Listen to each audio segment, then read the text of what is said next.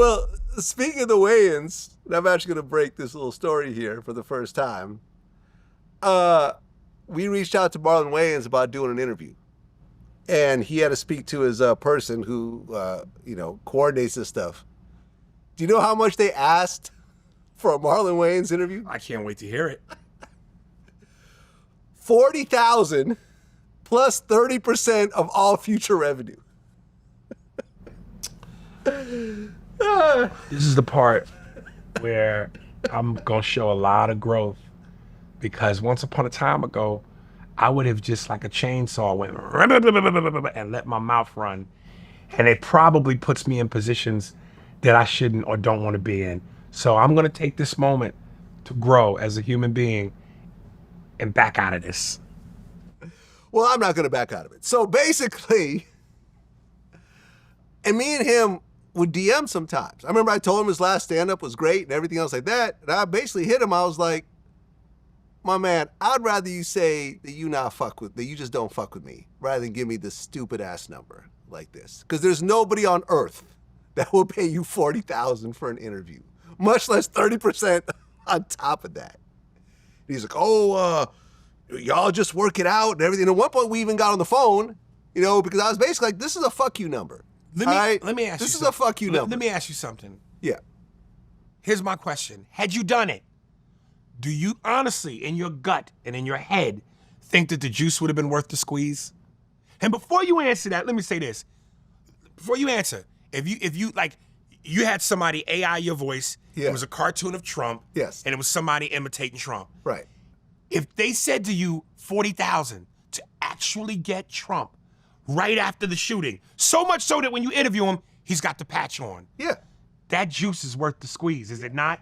Yes. Okay. So if you did pay Marlon $40,000, in your mind, plus 30%, in your mind, in your gut, is that juice worth the squeeze? Absolutely not. Now we could be wrong. Absolutely he could give you the interview of the millennium. Listen, I'm just saying, do you really go, yo, this right here, this is some Barbara Walters shit. I had to break it down to him and say, look, if you look at your recent interviews, doing shows like I do, like the Breakfast Club, you get about 300,000 views. That's a few $1,000s in YouTube revenue. There's not a person on earth that will pay you this. In fact, my last Breakfast Club interview that I did got more than twice as many views as his. And when I talked to him, he's like, listen, I was involved in this. I'm like, listen, you have people speak on your behalf. In fact, before we went forward with this negotiation, I said, is this person representing you? And you said yes. I said, this would be the equivalent, Marlon, of me hitting you up and saying, hey, I've got a comedy show. I want you to do a 1-hour set. I'll pay you $100. And I want a piece of your future shows as well. Listen, man, after the Shannon Sharpe interview with Katt Williams, if Katt were to say to people, I want what you just said, yes, 40,000, yeah, 30%. Katt Williams is 40,000. Marlon Wayans is not Katt Williams. But the proof would have been in the pudding.